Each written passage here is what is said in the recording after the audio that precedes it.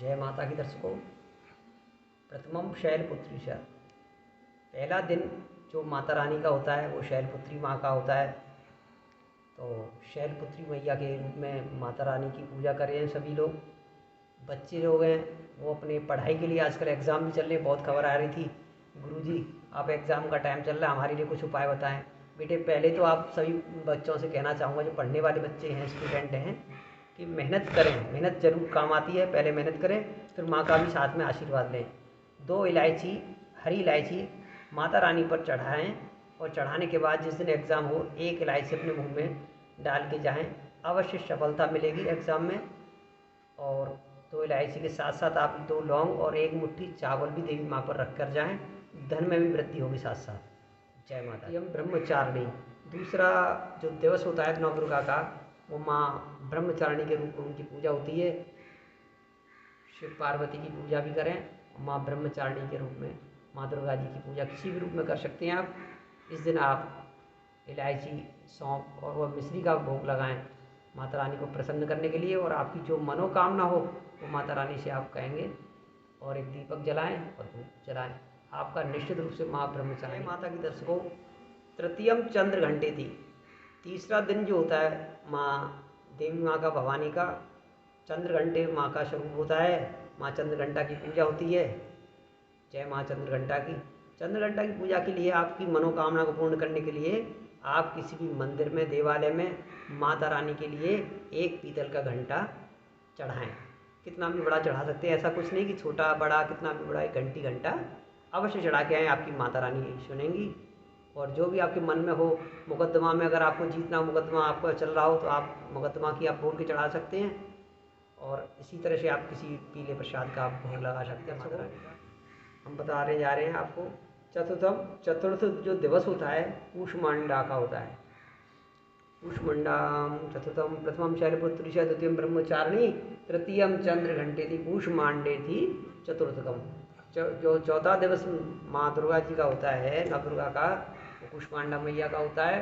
उस दिन आप जिन बहनों के संतान नहीं है, संतान का योग नहीं है, वो विशेष संतान की पूजा के लिए माँ कूष्मांडा की पूजा कर सकती हैं। आप इसमें रस की मिठाई का आप भोग लगा सकती हैं माता रानी के लिए, उस पर इलायची रख करके प्रसाद लगाएं, आपकी माता रानी कूष्मांडा अवश्य। मम शैलपुत्री च, द्वितीयम ब्रह्मचारिणी, तृतीयम चंद्र घंटे थी, कूष्मांडे थी, चतुर्थकम पंचमम स्कंद माते थी। 5वां जो दिन होता है, दिवस होता है माता रानी का, नवदुर्गा का, स्कंद माता का रूप में पूजा होती है। स्कंद माता का जो पूजा का दिन है, उस दिन आपको क्या करना है, आपको 2 लौंग, कपूर और लेकर के माता रानी के चरणों में चढ़ानी है। और अपनी मनोकामना कहते हुए, जो श्रृंगार सौंदर्य की सामग्री होती है, जो महिलाएं श्रृंगार करती हैं, वह श्रृंगार भी चढ़ाना है माता रानी को। 1 नारियल लेना है और उस पर लाल धागा बांध करके और लाल कपड़े में कुछ पैसे, कुछ चावल डाल कर भी माता रानी के पास रख दें, आपकी जो भी मनोकामना होगी पूर्ण हो जाएगी। नवदुर्गा समाप्त होने के बाद इस नारियल को, पानी का नारियल ले लें भैया, भाइयों, दर्शकों, इस पानी के नारियल को फिर नवदुर्गा के बाद आप जलाशय में, कहीं बहते हुए जल में जल प्रवाह कर दें इस नारियल को। आपकी सभी मनोकामनाएं। दर्शकों, बहुत दिनों से हमारे दर्शक कह रहे थे, गुरुजी शादी नहीं होती है, इसके लिए कोई उपचार बताएं। मैंने कहा चलो ठीक है, आज बताते हैं। दुर्गा जी के नवरात्रा चल रहे हैं। प्रथम शैलपुत्री, द्वितीयम ब्रह्मचारिणी, तृतीयम चंद्र घंटे थी, कूष्मांडे थी, चतुर्थकम पंचमम स्कंद माते थी, षष्टम कात्यायनी थी, पंचमम स्कंद माते थी, स्कंद माता थी, पंचम स्कंद माते, षष्टम कात्यायनी थी। कात्यायनी थी देवी मैया है, इसका वृंदावन में माँ कात्यायनी का दर्शन है। माँ देवी माँ के वहाँ दर्शन करके आएँ तो आज की मनोकामना अवश्य पूर्ण होगी। और एक छोटा सा उपाय आप घर पर भी कर सकते हैं। माँ दुर्गा सप्तशती का पाठ है, उसमें अर्गला स्तोत्र का पाठ है, उसका पाठ रोजाना आप नियमित करें। नवदुर्गा से स्टार्ट कर दें, जब तक शादी नहीं हुई तब तक करते रहें।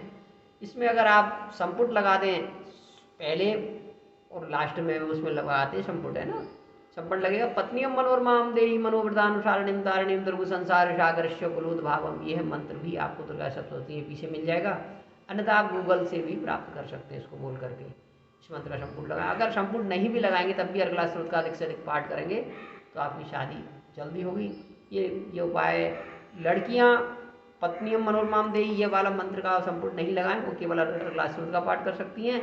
हल्दी की 2 गांठ सुपारी और पान के पत्ते पर लेकर के शिव मंदिर में चढ़ाएं। एक माता रानी पर भी चढ़ाएं। नवदुर्गा लड़कियां शादी के लिए, उनकी अवश्य शादी मन इच्छित वर मिलेगा। धन्यवाद। जय माता को। प्रथमं शैलपुत्री च द्वितीयं ब्रह्मचारिणी तृतीयं चंद्रघंटेति कूष्मांडेति चतुर्थकं पंचमं स्कंदमातेति षष्ठां कात्यायनेति च सप्तमं कालरात्रि च। 7वां जो दिवस होता है नवदुर्गा का वो कालरात्रि माँ का होता है। माँ कालरात्रि की पूजा से आप प्रसन्न करके माँ कालरात्रि को अपनी मन चाहे इच्छाएं पूर्ण कर सकते हैं। आप उस दिन ओम दुम दुर्गाय नमः इस मंत्र का जाप करिएगा यथाशक्ति, जितना आपसे हो सके, जितनी माला के हिसाब से आप माला से करिए। कोई नुकसान, कोई रिएक्शन नहीं होगा, कोई नुकसान नहीं करेगा ये मंत्र। चाहें तो आप ओम ऐम ह्रीं क्लीं चामुंडाय विच्चे नमः ये नवाण मंत्र दुर्गा जी का आप कर सकते हैं। ये बहुत ही आपको लाभकारी है। ये आप करें तो आप थोड़ा सा जल लुटिया में लेके बैठ जाएं और जल हाथ में लेकर के आप संकल्प बोलें, मैं ये मेरा नाम ये गोत्र और मैं इस कार्य को पूर्ण करने के लिए ये जाप कर रहा हूँ। जितना भी आपने जाप किया उतनी मालाओं का संख्या अवश्य बोल दें। जय माता की। आपका मनोकामना पूर्ण होगी। जय माता की। दर्शकों, प्रथमं शैलपुत्री च द्वितीयं ब्रह्मचारिणी तृतीयं चंद्रघंटेति कूष्मांडेति चतुर्थं पंचमं निष्कर्मातेति षष्ठं कात्यायनी सप्तमं कालरात्रि महागौरी चाष्टमम। 8वां जो दिवस होता है नवदुर्गा का, माता रानी का, महागौरी की पूजा के रूप में महागौरी की पूजा होती है, माँ शक्ति की पूजा होती है माँ गौरी की। इस दिवस आप अपनी मनोकामना को पूर्ण करने के लिए सिद्ध कुंज का स्तोत्र का पाठ करिएगा। 11 पाठ अगर आप कर लें तो आपकी समस्त परेशानियां दूर होंगी। जैसे मुकदमा, लड़ाई झगड़े, आपकी शादी विवाह, किसी भी कार्य में अगर रुकावट आ रही है सभी कारण पूर्ण होंगे और आपकी वाक सिद्धि भी होगी। अगर कोई परीक्षा विशेष कंपटीशन में कोई जाना चाह रहा है तो इसके 11 पाठ कर ले। संस्कृत में ये पाठ होता है, आप इसको गूगल से भी निकाल सकते हैं, दुर्गा सरस्वती किताब में भी आप पढ़ सकते हैं। या आपसे नहीं होता है तो आप किसी विद्वान ब्राह्मण के द्वारा यह पाठ संकल्प करा सकते हैं। सिद्ध कुंज का स्रोत का 11 या 21 पाठ अवश्य करें। कम से कम 11 पाठ तो होना चाहिए। दुर्गा जी के आगे दीप जलाएं और नॉर्थ ईस्ट दिशा की तरफ, उत्तर पूर्व की दिशा की तरफ फेस करके आप इस पाठ को करें, अवश्य लाभ मिलेगा। शैलपुत्री च द्वितीयं ब्रह्मचारिणी तृतीयं चंद्रघंटेति कूष्मांडेति चतुर्थं पंचमं स्कंदमातेति षष्ठां कात्यायनी च सप्तमं कालरात्रि च महागौरी चाष्टमं नवम सिद्धदात्री च। जय माता की। दर्शकों, 9वां जो दिवस होता है महागौरी की पूजा होती है। सिद्ध महागौरी की नहीं, सिद्धदात्री की पूजा होती है। 9वें दिन माँ काली के रूप में पूजा होती है। इस बार हमारे भगवान श्री राम जी का भी जन्मदिन है। श्री राम जन्म दिवस भी मनाया जाएगा। इसलिए आप और पूरे 9 दुर्गा तक ओम राम रामाय नमामि, ओम राम रामाय नमामि इस मंत्र का जाप करें। महा जाप है ये, इसका भी कर सकते हैं। और आप ओम ऐम ह्रीं क्लीं चामुंडाय विच्चे नमः ये नवाण मंत्र है, इस मंत्र का भी जाप करें, आपको विशेष लाभ होगा। और लास्ट में आप जो है भगवान का संकीर्तन, देवी माँ का जागरण कर सकते हैं और सभी मनोकामना पूर्ण होंगी। जय माता की शुभकामनाएं सभी को। दर्शकों, नव वर्ष और नव दुर्गा की शुभकामनाएं। जय माता।